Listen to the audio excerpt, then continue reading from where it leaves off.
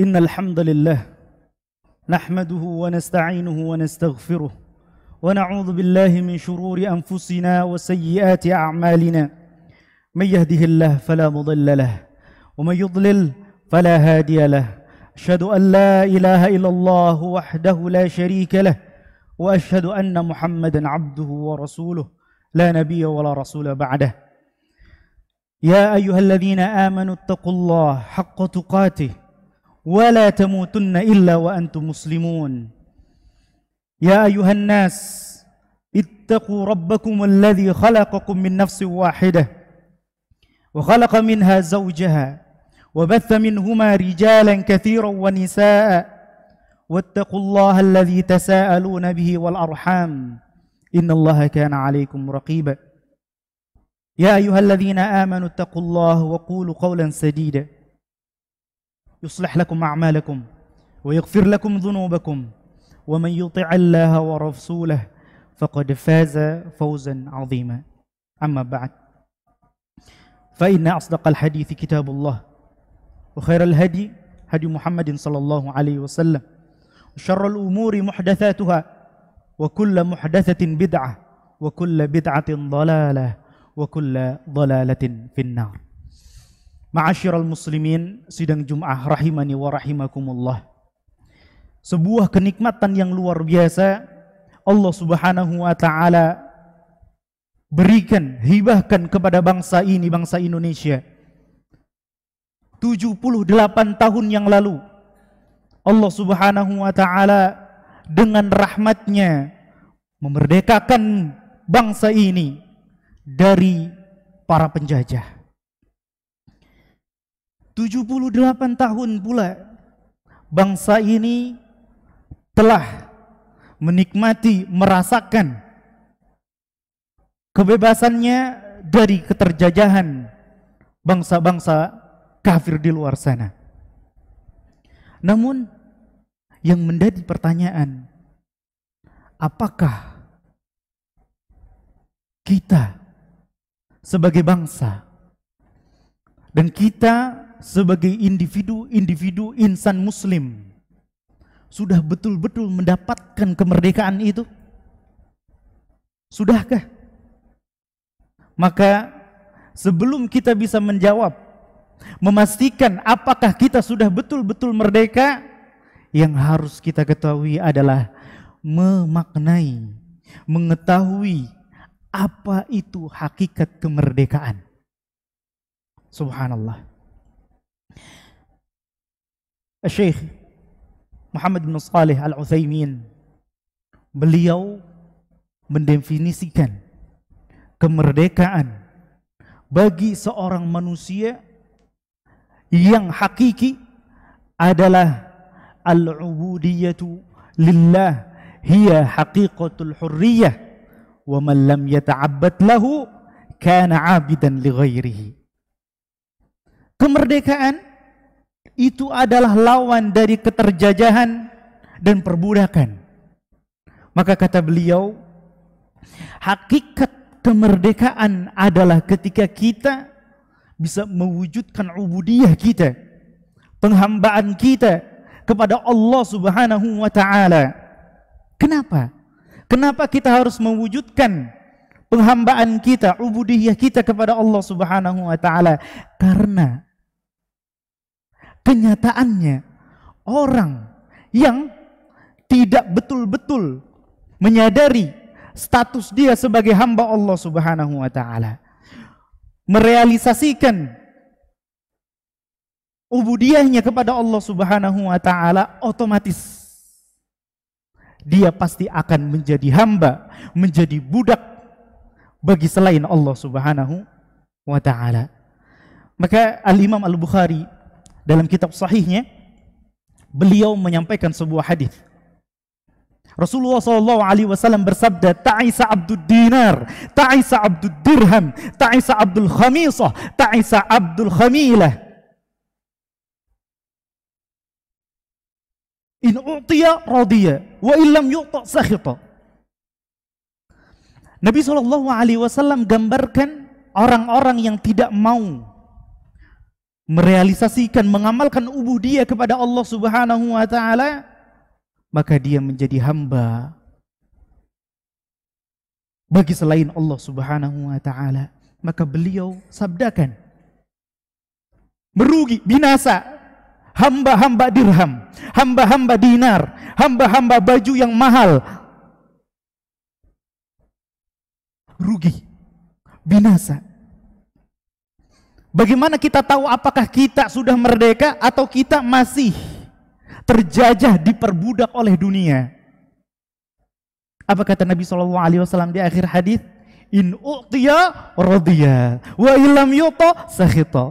Dia kalau dapat bagian dari dunia itu, dinarnya bertambah, dirhamnya bertambah, rupiahnya menumpuk, dia senang, dia gembira. Wa illam yuto, tapi kalau tidak diberi, sakhita, dia galau, dia marah, dia kecewa. Subhanallah. Namun terkadang kita kecewa bukan karena ketika kita tidak mendapatkan, namun akan terlihat apakah kita masih terjajah menjadi hamba dunia, budak dunia. Apakah kita bisa menahan hati kita dari rasa kecewa ketika kita mendapat tapi saudara kita dapat? Ketika kita tidak diberi tapi kakak kita diberi, adik kita diberi. Lihatlah, sudahkah kita merdeka? Subhanallah. Maka dengan kita mewujudkan betul-betul kita menghamba kepada Allah Subhanahu wa taala, maka hati kita akan menjadi hati yang merdeka, jauh dari perbudakan dunia. Maka kata Nabi SAW di hadis yang lain, dicantumkan oleh Al-Imam Al-Albani di dalam silsilah sahihahnya, Nabi SAW bersabda, "Man kanatid dunya hammah, farraqallahu amrah, wa ja'ala faqrahu baina 'ainai, wa lam ya'tihi minad dunya illa ma kutibalah." Orang yang di hatinya, di pikirannya seharian lebih banyak memikirkan dunia, meningkatkan penghasilan, menaikkan jabatan, subhanallah, maka Allah Subhanahu wa taala akan hancurkan kehidupannya, tidak tertata hidupnya, pusing pikirannya, jadi kaya tidak, dia akan dijadikan kemiskinannya di depan matanya, subhanallah. Penghasilan turun, hari ini kurang 100.000, pusing dia. Gaji kena potongan, terpikir terus sampai malam dia. Dan dunia itu tidak melulu tentang uang, pujian orang, dunia. Sering mendapat pujian, suatu hari dia dicela, ditunjukkan apa salahnya, tapi dia tidak mau mengakuinya. Kenapa? Hamba dunia. Karena dia haus akan pujian. Di antara dunia adalah jabatan. Tahun ini mungkin dicopot, diturunkan jabatannya, merasa tidak tenang dia. Padahal seorang muslim, apapun kedudukannya, dia selalu menebar manfaat. Apapun posisi yang Allah berikan kepada dia. Menjadi rakyat jelata, bermanfaat. Menjadi pejabat, bermanfaat. Menjadi pemimpin negara pun bermanfaat. Namun ketika Allah uji, tidak lagi di posisi terhormat, menjadi pengurus misalnya, maka seakan-akan dunia tidak berpihak kepada dia, subhanallah. Allah akan buat dia fakir, mengharap jabatan itu, mengharap pujian itu, mengharap posisi itu. Dan akan membuat hal tersebut menjadi musibah yang berat buat dia. Budak dunia, terjajah, belum merdeka. Namun walam ya'tihi dunya illa ma kutibalah. Padahal dunia dia berusaha mendapatkan posisinya dahulu. Dia berusaha mendapatkan hati orang yang di sekitarnya pengen dipuji lagi. Tapi dunia tidak akan mendatangi dia kecuali apa yang hanya Allah sudah takdirkan saja buat dia. Gak akan lebih. Namun wa man kanat al-akhirata niyatuhu jama'allahu amrahu wa ja'ala ghinahu fi qalbihi wa atathu dunya wa riya raghimah. Subhanallah. Orang yang niatnya selalu akhirat, apapun yang dia lakukan, apapun yang dia kerjakan, yang dia pikirkan adalah apa yang saya dapat dari perbuatan ini, dari kegiatan ini, nanti di akhirat apa yang saya dapat. Dari jabatan ini, dari rizki ini, dari posisi ini, dia selalu berpikir, apa manfaat saya, apa manfaatnya buat saya nanti di akhirat. Dia selalu memikirkan bagiannya dia nanti di akhirat. Apapun itu, pekerjaannya, usahanya, dakwahnya, selalu yang dipikirkan adalah akhirat, akhirat, dan akhirat. Maka Allah Subhanahu wa ta'ala akan jadikan kehidupannya tertata, tenang hatinya. Dan Allah akan jadikan kayanya itu adalah bersemayam di hati dia. Kaya, kata Al-Imam Asy-Syafi'i, al-istighna'u anhu la bihi. Kita kaya dengan dunia adalah ketika kita nggak butuh dunia, bukan kita memperkaya diri dengan dunia tadi. Ketika kita tidak butuh, maka betul firman Allah Subhanahu wa ta'ala, li alla ta'sau ala ma fatakum wa la tafrahu bima atakum. Supaya kita tidak terlalu sedih dengan hal-hal yang hilang dari diri kita berupa dunia. Namun ketika dunia itu datang, juga tidak terlalu jumawa, terlalu senang. Tengah-tengah. Itulah hamba yang merdeka. Allah akan buat hidupnya tertata. Setiap masalah yang dia hadapinya terlihat kecil.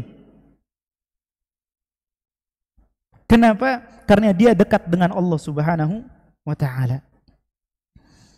Wa ya'tihi dunya wa atathu dunya, dan dunia Allah janjikan buat orang-orang yang merdeka seperti ini, orang yang hatinya, pikirannya lebih banyak ke akhirat. Terus apa yang dia dapat di akhirat, Allah akan janjikan dunia akan mendatanginya meskipun dunia enggan mendatanginya.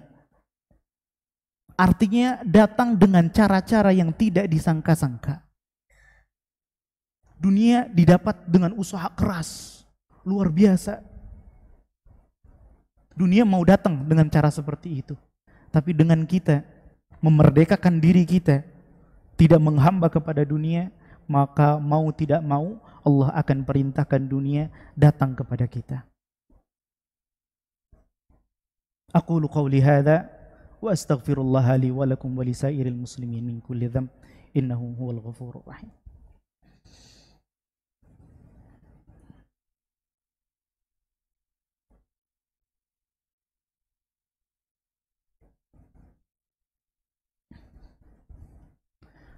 Alhamdulillahi wa kafa, wassalatu wassalamu ala nabiyil mustafa wa ala alihi wa sahbihi wa man ihtada. Merdeka mewujudkan penghambaan diri kita kepada Allah Subhanahu wa ta'ala bukan berarti kita hidup tanpa aturan begitu saja. Kalau ada orang yang mengira hidup dengan syariat Islam berarti kita masih terjajah dengan aturan-aturan agama, bukankah Indonesia ketika mendeklarasikan agama, apa yang dilakukan? Membuat undang-undang, aturan. Kita manusia tidak mungkin bisa hidup tanpa aturan. Namun pertanyaannya, siapa pembuat aturan yang terbaik? Maka jawabannya adalah Allah Subhanahu wa ta'ala. Kita serahkan. Kita serahkan hidup kita kepada Allah Subhanahu wa ta'ala.